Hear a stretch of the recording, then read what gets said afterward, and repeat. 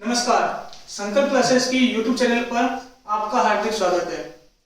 चालू करते हैं आज की करंट अफेयर की क्लास। लेकिन आज की क्लास से पहले जो कल की क्लास में मैंने सवाल पूछे थे उनका आंसर मैं सबसे पहले लेकर आया हूँ। सबसे पहले मैंने पूछा था कि नरेंद्र मोदी को बिल एंड गेट्स फाउंडेशन द्वारा कौन सा पुरस्कार दिया गया। तो इसका आंसर दिया था डी.के. हुड्डा ने आंसर दिया। बिल गेट्स फाउंडेशन ने पीएम नरेंद्र मोदी को ग्लोबल गोलकीपर अवार्ड दिया। कौन सा अवार्ड दिया था? Global goalkeeper award. Global goalkeeper award किस लिए दिया था?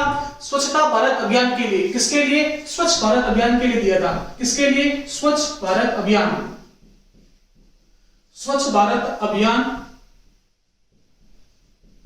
स्वच्छ भारत अभियान किसके लिए दिया? स्वच्छ भारत अभियान के लिए बिल गेट्स फाउंडेशन ने पीएम नरेंद्र मोदी को गोलकीपर अवार्ड दिया।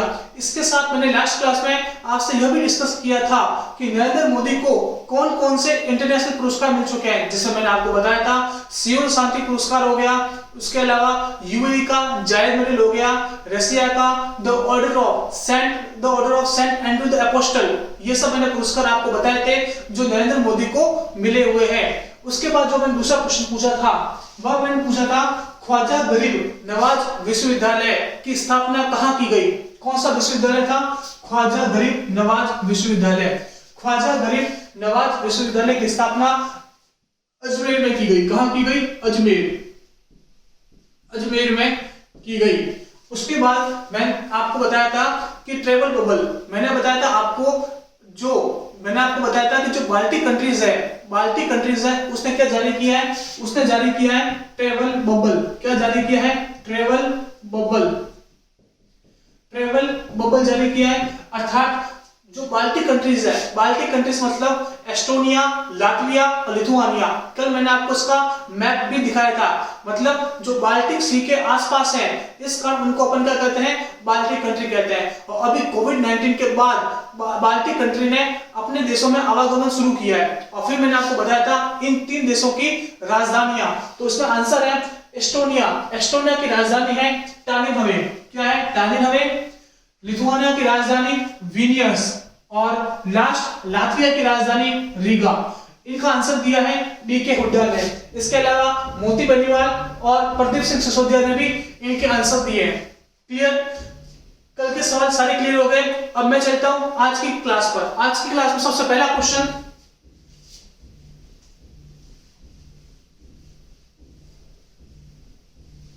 देखिए। सबसे पहला क्वेश्चन बोलता है कि भारत के स्वास्थ्य मंत्री 73वें विश्व स्वास्थ्य सभा में भारत का प्रतिनिधित्व करेंगे। किसमें? 73वें विश्व स्वास्थ्य सभा में भारत का प्रतिनिधित्व करेंगे। विश्व स्वास्थ्य सभा हर साल कहां आयोजित होती है? विश्व स्वास्थ्य सभा हर साल कहां आयोजित होती है? देखिए, सबसे पहले तो इस बात को ध्यान में रखिए कि भारत के स्वास्थ्य मंत्री कौन है? तो देखो, doctor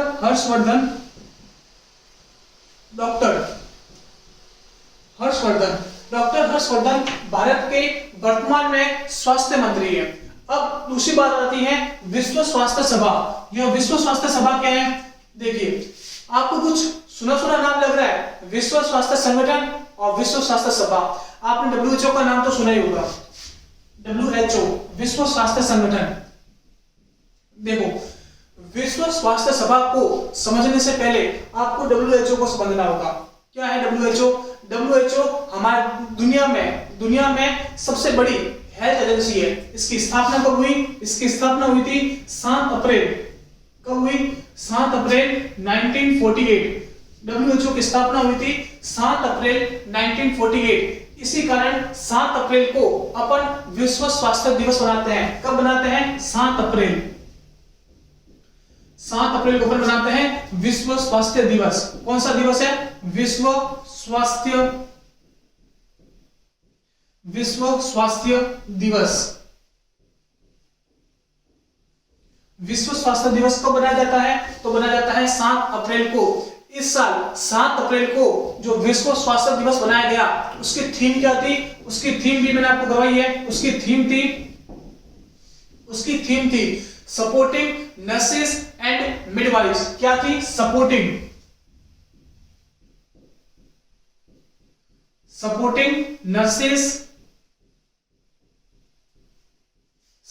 nurses and midwife.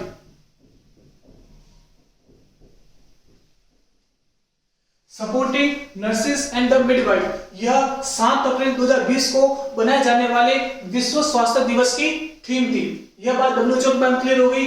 WHO का मुख्यालय है वह है जिनेवा। कहां पर? Geneva, Switzerland. कहां पर मुख्यालय है? Geneva, Switzerland. और WHO के डायरेक्टर जनरल का नाम है डॉक्टर टेड्रोस अधानोम। क्या है? डॉक्टर टेड्रोस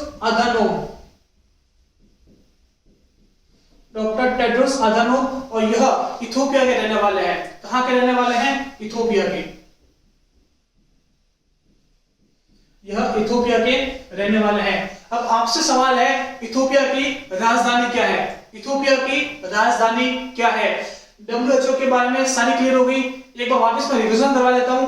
WHO विश्व स्वास्थ्य संगठन, इसकी स्थापना 7 अप्रैल 1948। इसी कारण 7 अप्रैल को विश्व स्वास्थ्य दिवस बनाया जाता है। 7 अप्रैल 2020 को मनाए गए विश्व स्वास्थ्य दिवस की थीम क्या थी? वह थीम थी supporting nurses and the midwives. अगला, WHO का मुख्यालय कहां है? वह है जिनेवा, स्विट्जरलैंड के अंदर। WHO के डायरेक्टर जनरल का नाम वह है टेड्रोस अधानोम, और वह इथोपिया के रहने वाले हैं। अब आपसे सवाल है, इथोपिया की राजधानी क्या है?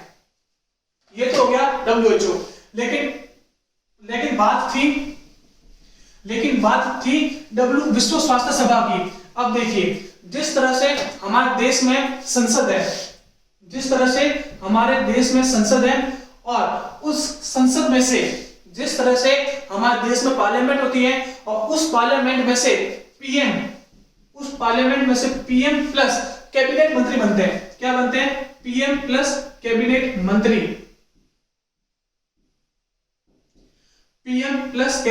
बनते हैं। उसी तरह से एक होती है विश्व स्वास्थ्य सभा।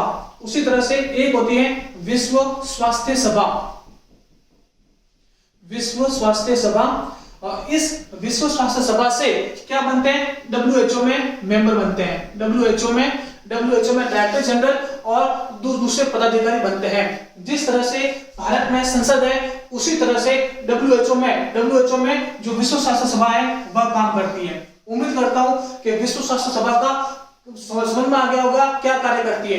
विश्व स्वास्थ्य सभा एक तरह से गवर्निंग बॉडी है, एक तरह से कंट्रोलिंग बॉडी है। किसको कंट्रोल करती है? WHO को कंट्रोल करती है। उम्मीद करता हूं कि ये विश्व स्वास्थ्य सभा वाला कंसेप्ट आपको क्लियर हुआ होगा। और इसका आंसर क्या है? और हर साल जो विश्व स्वास्थ्य सभा है वह जिनेवा में आयोजित होती है। जिनेवा कहां है? जिनेवा स्विट्जरलैंड के अंदर है। क्लियर हो गई बात। अब आपको बताना है कि जिनेवा में और कौन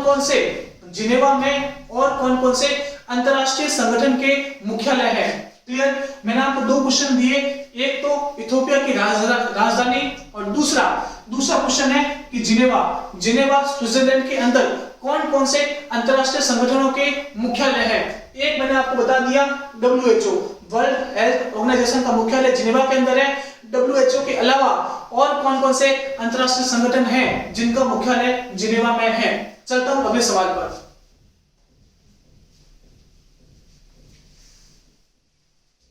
देखिए, दूसरा क्वेश्चन है, हाल ही में किस राज्य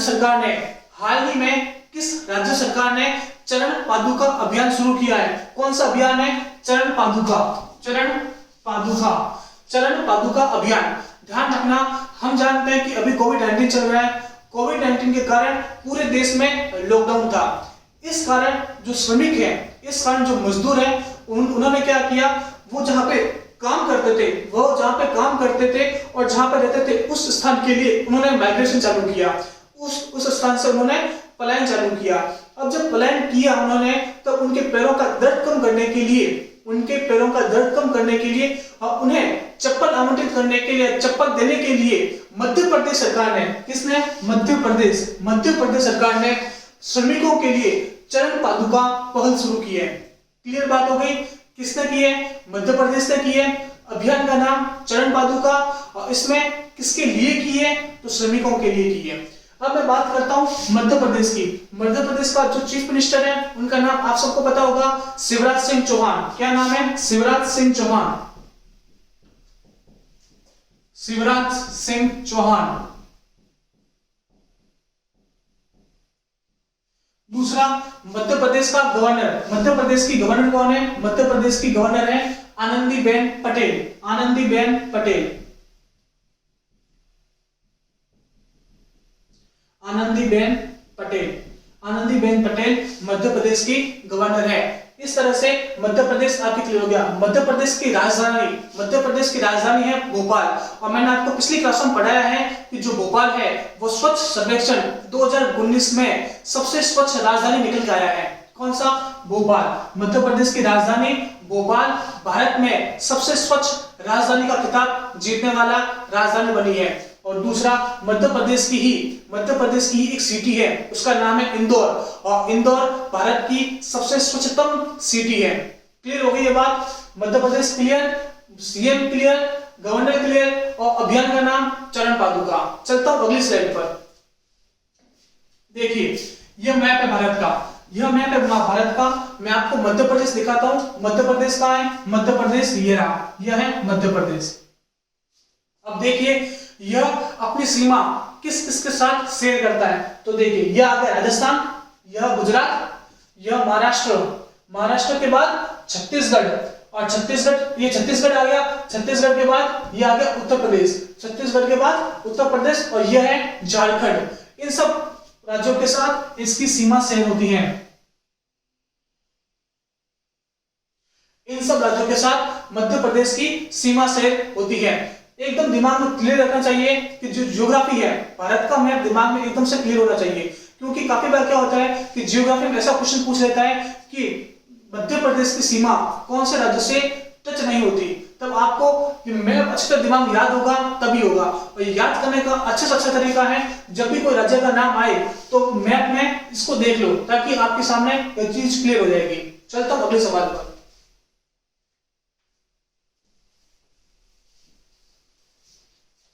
देखिए, निम्नलिखित में से किसने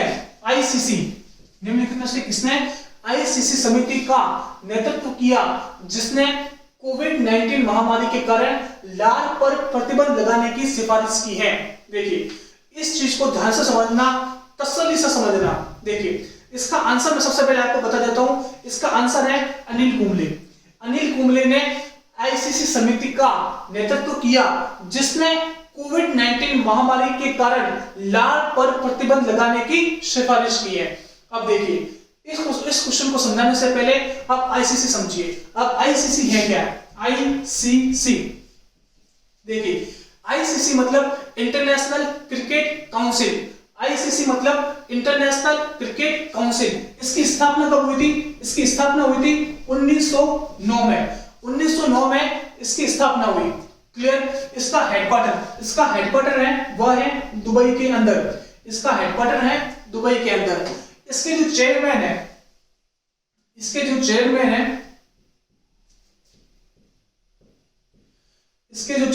चेयरमैन का नाम क्या है? शशांक मनोहर। क्या नाम है? शशांक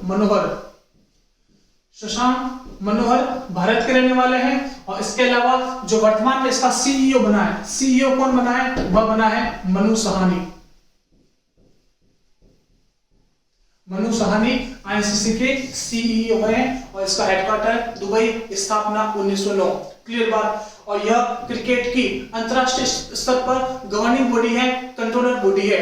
अब क्या हुआ? देखिए, हम सब जानते हैं कि अभी जो कोविड-19 फैल रहा है वह किससे फैल रहा है? थूकने से, छींकने से, खांसने से। कि जो हमारी लार होती है, लार और सलाइवा के अंदर जो कोविड-19 का वायरस होता है वह थूकने और छींकने से किसी और के अंदर चला जाएगा, और संक्रामक बीमारी होने के कारण या किसी और के अंदर चला गया तो उसको भी कोविड-19 का इन्फेक्शन हो जाएगा।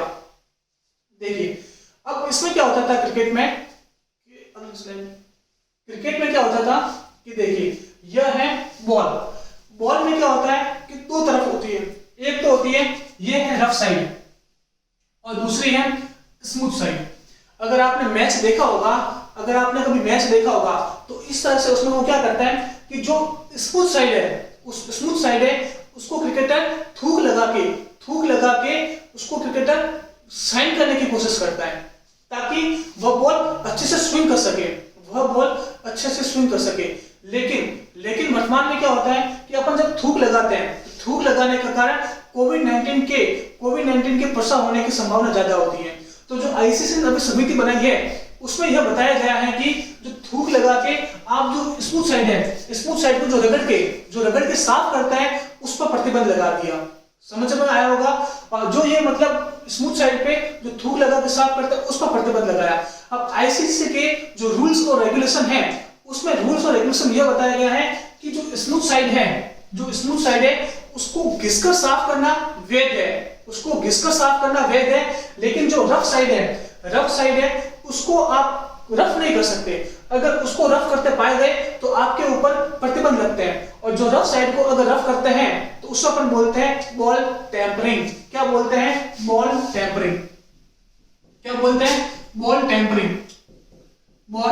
टेम्परिंग। और मैं आपको बता दूं कि बॉल टेम्परिंग के अंदर अभी हाल ही में 1-1.5 साल पीछे ऑस्ट्रेलिया के कप्तान को प्रतिबंधित किया गया था। अब आपको उस ऑस्ट्रेलिया के कप्तान का नाम बताना है जिसको बॉल टेम्परिंग के लिए प्रतिबंधित किया गया। क्लियर बात? तो वर्तमान में इस समिति ने क्या सिफारिश दी है कि बॉल को साइन नहीं करें, बॉल को साइन करने के बजाय हम जो बॉल को रफ करने की कोशिश करेंगे, ताकि क्या होगा कि जो खिलाड़ी हैं उनको लाल का उपयोग नहीं करना पड़ेगा, और लाल का उपयोग नहीं करने के कारण जो कोविड-19 के प्रसार की जो संभावना है वह कम हो जाएगी। आपको देखा होगा ये सब चीजें, जो क्रिकेटर होता है वो इस तरह से थूक लगा के फिर बॉल को रगड़ता है, जिससे कभी-कभी उसकी ड्रेस पूरी लाल तरह की हो जाती है। आपने देखा होगा कभी। ठीक है, उम्मीद करता हूं कि यह कंसेप्ट बॉल टेम्परिंग का आपको समझ में आया होगा। और अभी आईसीसी ने इसके समिति बनाई है, और उस समिति के अध्यक्ष कौन किए थे? उस समिति के अध्यक्ष थे अनिल कुंबले। कंसेप्ट पूरा क्लियर हो गया होगा। अगर आपको ये चीज समझ आई है पूरी तो नीचे कमेंट बॉक्स में टाइप करना कि आपको समझ आया है या नहीं आया है। क्लियर? चलता हूं अगले सवाल पर।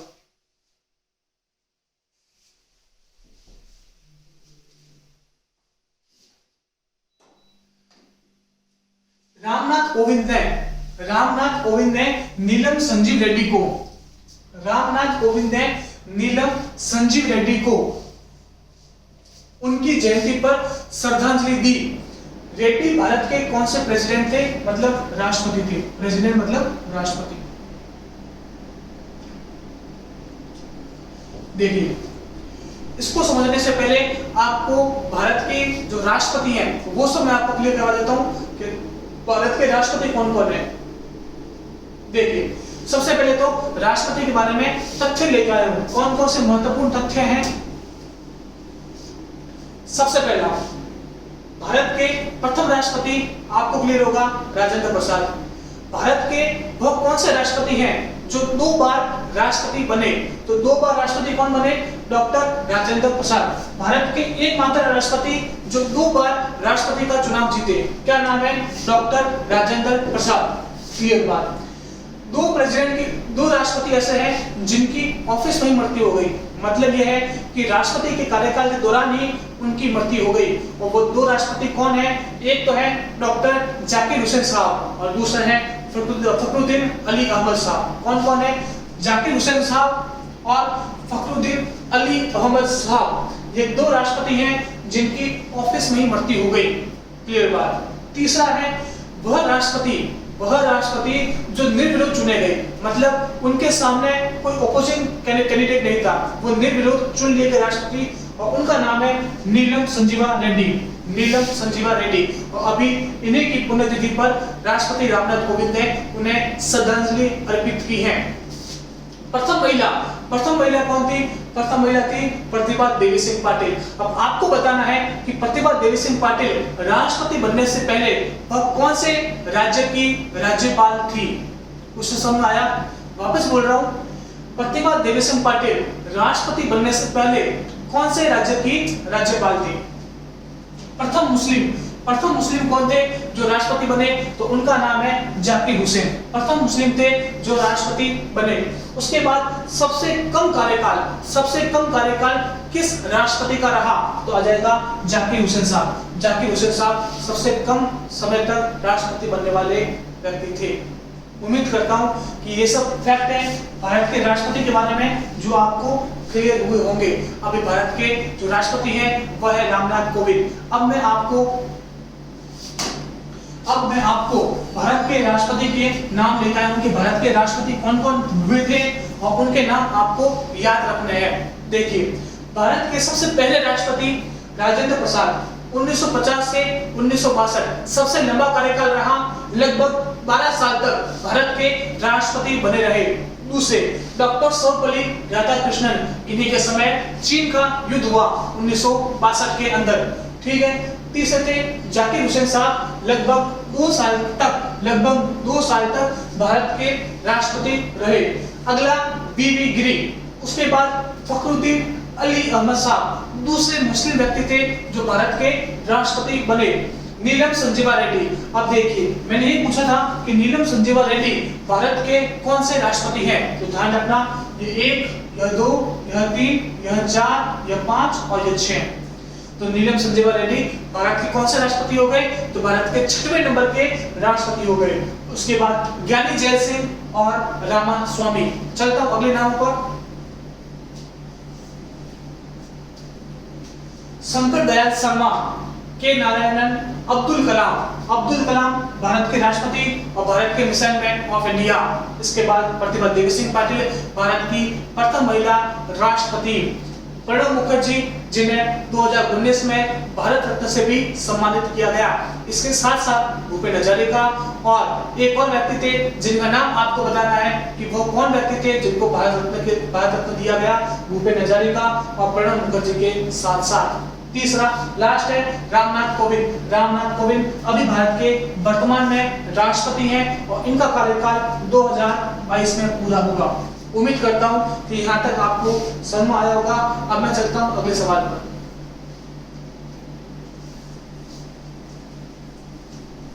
देखिए, पूर्वी आर्थिक मंच, अपन इसको इंग्लिश में बोलते हैं ईस्टर्न इकोनॉमिक फोरम। इंग्लिश में नाम भी ध्यान रखना, काफी बार ऐसा पूछ लेगा ईस्टर्न इकोनॉमिक फोरम कहां होने वाला है, तो इसका इंग्लिश में नाम है ईस्टर्न इकोनॉमिक फोरम।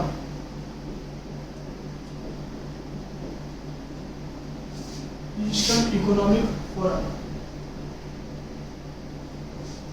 देखिए, ईस्टर्न इकोनॉमिक फोरम कहां होने वाला है, तो इसका आंसर है रशिया में ईस्टर्न इकोनॉमिक फोरम होने वाला है। अगर आपको पता हो लास्ट बार जो ईस्टर्न इकोनॉमिक फोरम हुआ था उसमें भारत से प्रधानमंत्री नरेंद्र मोदी ने पार्टिसिपेट किया था। मैं आपको ये समझाता हूं कि ईस्टर्न इकोनॉमिक फोरम क्या होता है। इसके लिए आपको रशिया के मैप पर चलना होगा। चलते हैं अपन रशिया के मैप पर।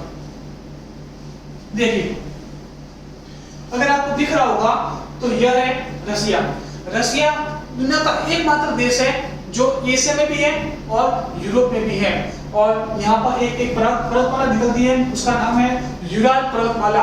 क्या नाम है उसका? यूराल पर्वतमाला जो यूरोप को एशिया और यूरोप से पृथक करती है। क्लियर बात? अब समझना कि जो रशिया है, रशिया का ईस्टर्न पार्ट कौन सा हो गया? ईस्टर्न मतलब पूर्वी पार्ट हो गया ये वाला। ये है रशिया का ईस्टर्न पार्ट। जो रशिया का ईस्टर्न पार्ट है, मतलब अगर मैं बोलूं साइबेरिया हो गया, साइबेरिया वाला पार्ट हो गया, ये बहुत अंडर डेवलप है। मतलब जो रशिया के जो मेजर पार्ट है ये मध्य एशिया वाला पार्ट बहुत ज्यादा डेवलप है।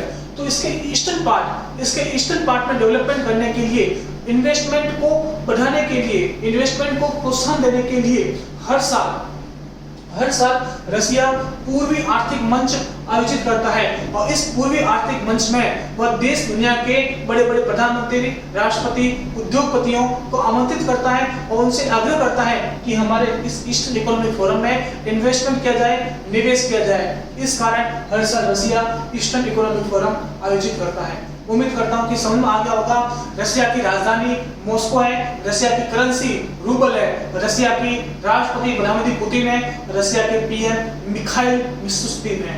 उम्मीद करता हूँ कि ये सब क्लियर हुआ होगा। और ये भी ध्यान रखना रशिया की जो पार्लियामेंट है उसका नाम ड्यूमा है। चलता हूँ अगले सवाल पर।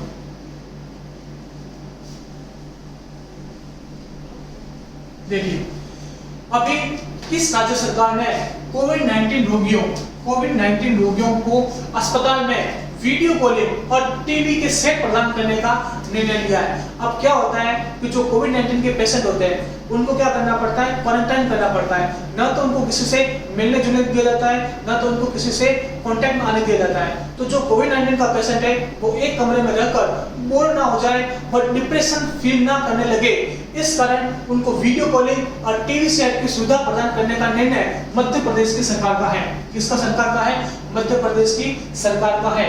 मध्य प्रदेश की सरकार के बारे में, मध्य प्रदेश के बारे में मैंने आपको लास्ट वीडियो में सारा बताया। लास्ट क्वेश्चन में मैंने आपको सारा बताया इसके सीएम गवर्नर कौन है। अब आपको याद होगा तो ये वापस रिकॉल कर लीजिएगा कि मध्य प्रदेश के बारे में आपको क्या क्या बताया है। उम्मीद करता हूँ ये सब क्लियर होगा। अब मैं चलता हूँ अगले सवाल पर।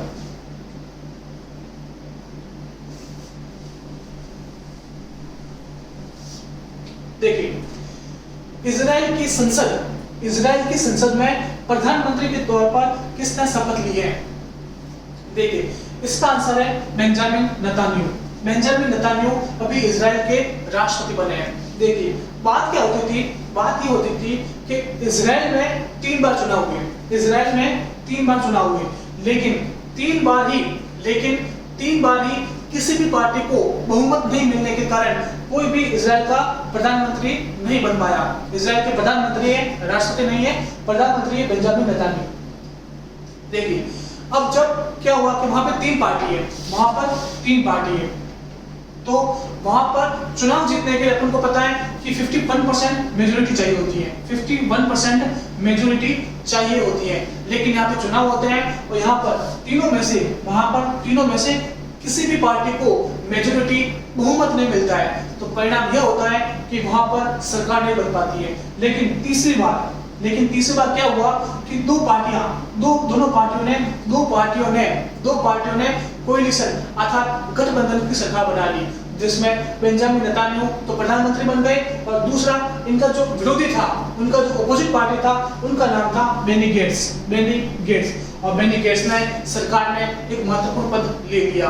उम्मीद करता हूँ कि ये चीज समझ आई होगी। अब मैं बात करता हूँ इजराइल की राजधानी। मैंने आपको बताया था कि इजराइल की राजधानी डिपेंड करता है कि अपन किससे सवाल कर रहे हैं।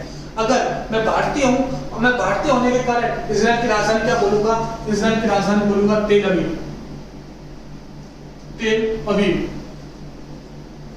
दूसरा, अगर अमेरिकन हूं तो अमेरिकन होने के कारण मैं इजराइल की राजधानी क्या बोलूंगा? यरूशलेम। क्या बोलूंगा? यरूशलेम।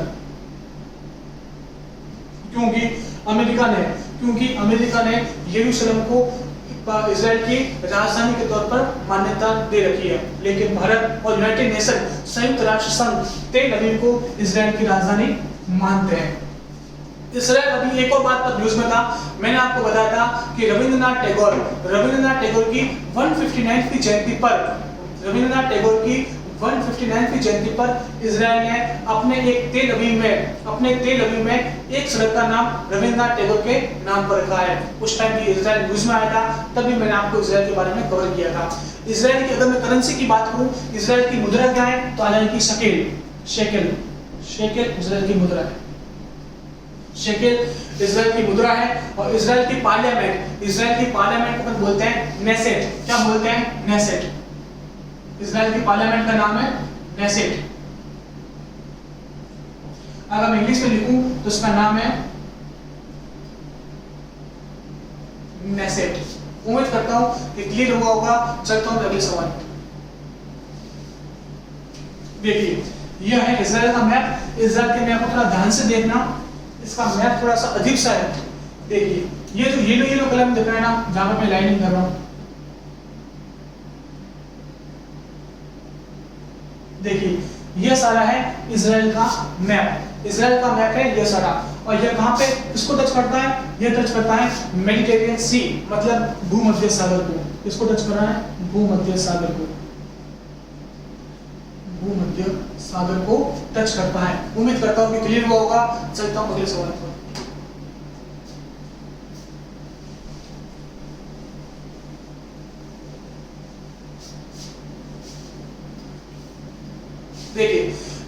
में से किसने महाराष्ट्र के मुख्यमंत्री को विधान परिषद के रूप में, ये विधान परिषद मिसप्रिंटिंग है, ये शो ये वाला होगा, विधान परिषद के रूप में शपथ दिलाई? देखिए हुआ क्या था कि महाराष्ट्र के मुख्यमंत्री कौन थे? वह थे उद्धव ठाकरे, शिवसेना पार्टी के थे। लेकिन इसमें भी क्या हुआ था कि महाराष्ट्र में इलेक्शन होता है, आज से 6 महीने पहले महाराष्ट्र में इलेक्शन हुए थे। महाराष्ट्र में इलेक्शन होने के कारण वहां पे चार पार्टियों को वोट मिले और किसी को मेजोरिटी नहीं मिली। तो वहां पे क्या हुआ, शिवसेना, एनसीपी और कांग्रेस तीनों ने गठबंधन की सरकार बना ली और तीनों ने गठबंधन की सरकार बना के यह निर्णय लिया कि शिवसेना के प्रमुख उद्धव ठाकरे को अपन मुख्यमंत्री बनाएंगे। लेकिन बात यह थी कि उद्धव ठाकरे विधानसभा के चुनाव में खड़े नहीं हुए थे। विधानसभा के चुनाव में उद्धव ठाकरे खड़े नहीं हुए, तो खड़े नहीं होने के कारण वह किसी भी सदन के सदस्य नहीं थे और वो मुख्यमंत्री बन गए। बात यह आती है कि कोई भी मंत्री या मुख्यमंत्री तब तक अपने पद पर आसीन रह सकता है कि उसको मुख्यमंत्री पद ग्रहण करने के 6 महीने के भीतर किसी भी सदन का सदस्य होना चाहिए। वापस बोल रहा हूं कि कोई भी मंत्री अपने पद ग्रहण करने के 6 महीने के भीतर उसको किसी भी सदन का सदस्य होना चाहिए। लेकिन वर्तमान में क्या हुआ था कि कोविड-19 आ गया था। कोविड-19 के कारण जो विधान परिषद के चुनाव थे वह स्थगित हो गए थे। लेकिन अब इनका जो मुख्यमंत्री पद का कार्यकाल था वो 28 मई को खत्म हो रहा था। कब खत्म हो रहा था? 28 मई को, क्योंकि 28 मई को जो उद्धव ठाकरे हैं उनके मुख्यमंत्री पद पर बने हुए 6 महीने पूरे हो जाते और फिर नियमानुसार उनको मुख्यमंत्री पद छोड़ना होता। लेकिन आनंद फानन में फिर विधान परिषद के चुनाव करवाए गए और विधान परिषद के चुनाव में फिर उद्धव ठाकरे ने सदस्यता ग्रहण की और उनको शपथ दिलाई विधान परिषद के अध्यक्ष ने। ये तो था इसका पूरा बैकग्राउंड, ठीक है। अब मैं बात करता हूं कि विधान परिषद और विधानसभा क्या होती है। जिस तरह से सेंटर में लोकसभा होती है उसी तरह से राज्य में विधानसभा होती है। जिस तरह से सेंटर में राज्यसभा होती है उसी तरह से राज्य में विधान परिषद होती है। उम्मीद करता हूँ इससे बात क्लियर आई होगी। अब जिस तरह से लोकसभा को भंग किया जा सकता है उसी तरह से विधानसभा को भी भंग किया जा सकता है। जिस तरह से राज्यसभा को भंग नहीं किया जा सकता उसी तरह से विधान परिषद को भी भंग नहीं किया जा सकता। उम्मीद करता हूँ कि ये सब चीजें आपको समझ में आई होगी। इसके अलावा मैं आपको बात करता हूं कि भारत में 6 राज्य ऐसे हैं जहां पर विधान परिषद है। कौन कौन से राज्य हैं तो ध्यान रखना। एक तो है आंध्र प्रदेश, दूसरा है तेलंगाना, तीसरा कौन सा है? बिहार, चौथा है यूपी, पांचवा है महाराष्ट्र और छठा है कर्नाटक। ये 6 राज्य ऐसे हैं जहां पर वर्तमान में विधान परिषद है। उम्मीद करता हूं कि ये सब चीजें समझ में आई होगी और इसका आंसर मैंने आपको बता ही दिया, विधान परिषद के अध्यक्ष। चलता हूं अगले सवाल पर। देखिए, किस कंपनी ने कोविड-19 के प्रायोगिक वैक्सीन का सफल परीक्षण किया है? देखिए, अभी तक अपन बात कर रहे थे कि कोविड-19 की वैक्सीन, कोविड-19 की दवा, लेकिन अभी एक कंपनी है, उस कंपनी का नाम है मॉडर्ना। क्या नाम है? मॉडर्ना।